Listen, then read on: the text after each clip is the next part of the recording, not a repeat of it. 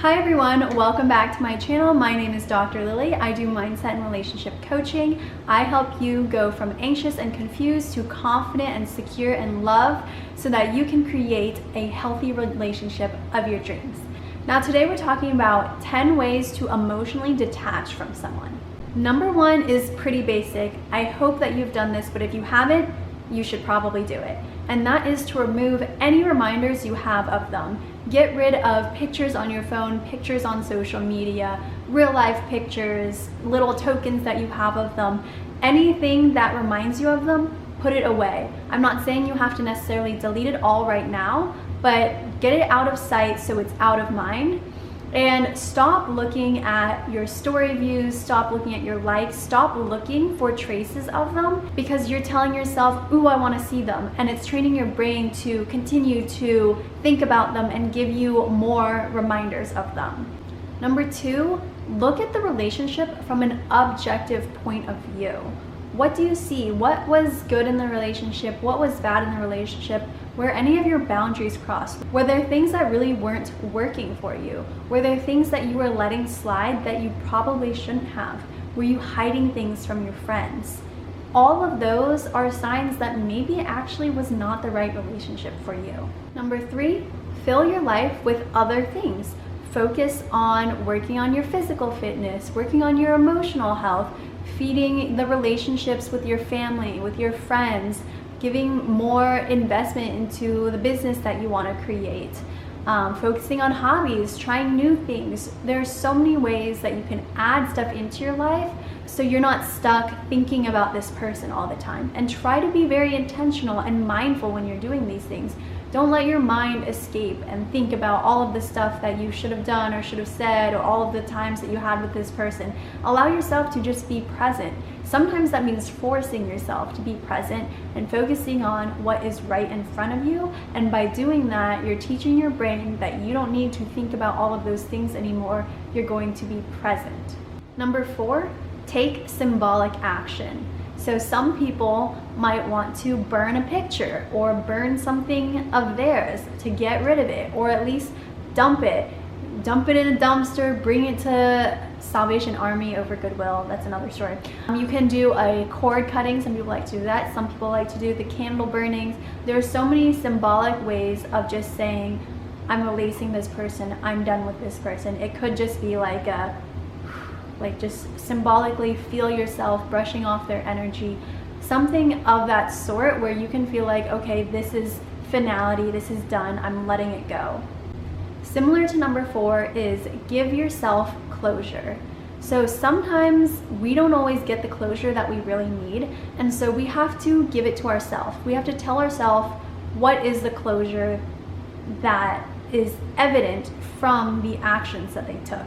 Maybe they weren't treating you as well. Maybe it was just replaying in your mind like, hey, they said they don't want me and that's it. Why do I want to be with someone that doesn't want me?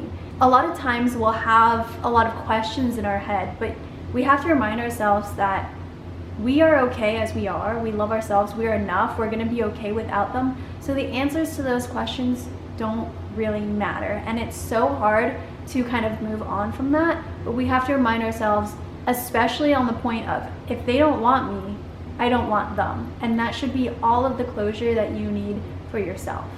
And it's not easy to do that, but it's something you can continue to remind yourself in order to give yourself the closure and be able to move on.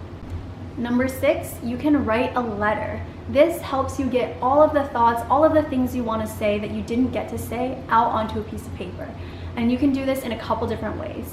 One is you write a letter, everything you want to tell them. Get it all out there. I'm not saying to give it to them, probably shouldn't give it to them, but get it out there and burn it or tuck it away or just throw it out, whatever you want to do afterwards. But the point is to get everything that you wanted to say out so it's not swirling around in your mind. Now, secondly, the other thing you can do is you can then write another letter that is from them. So it's a letter from them to you, but you're writing it to yourself. And that is also another great way to give yourself closure, help get them off your mind, and feel like there's some finality to the relationship. 7, Write out all the negatives or bad things that you tolerated in the relationship. Make a list and make that something that if you feel like you want to go back to them or reach back out, you remind yourself so that you know these are things that were not good. This was the stuff that I don't want in my life. And so that list is there to prevent you from going back.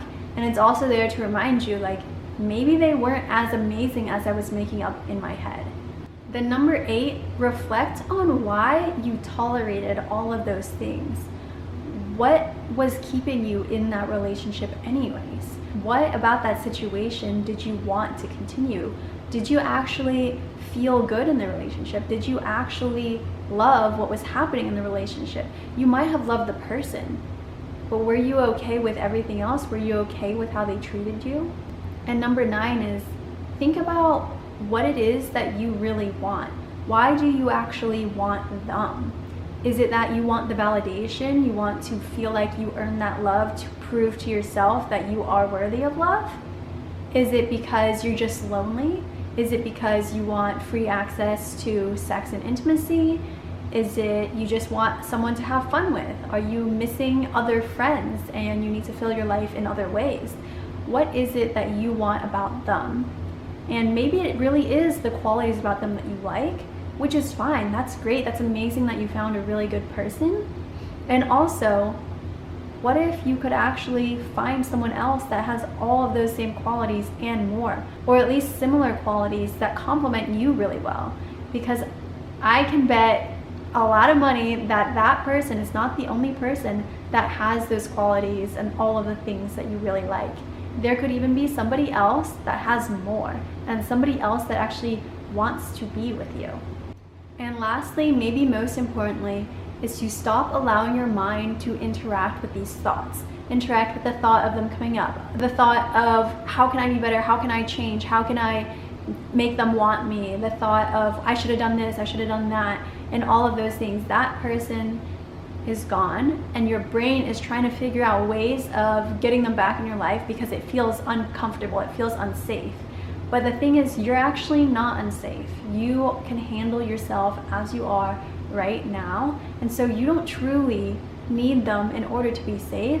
So you have to train your brain to focus on the present moment, to focus on what you're doing now, and to not interact with those thoughts. Because when you interact with the thoughts, it tells your brain, I want more of those thoughts. And so when we can bring our focus back to the present, we show our brain that, okay, we can have these thoughts, but they don't mean anything to us. We're not going to get involved with them, and we're actually focused on the present. And so we value the present moment rather than the chit chat that's going in our head that is making us constantly be thinking about our ex. And so we need to practice mindfulness in everyday life, and it's not easy, it's going to be hard, but over time it will get easier and easier as you continue to practice it. That's all I've got today. Again, my name is Dr. Lilli. If you want to work one-on-one with me, I do mindset and relationship coaching, so please just send me a message on Instagram. My Instagram is confidence.reclaimed. That's also my name on TikTok, Facebook, everywhere pretty much, except for right here, right now. So that's how you can find me. And if you liked this video, if you got any value out of it, please give it a thumbs up. Remember to subscribe. I post new videos every single week. I'm so happy to be here to help you guys heal. I'm so proud of you all for working on healing yourself and actually becoming the most confident and self-loving version of you. All right, I'll see you next time.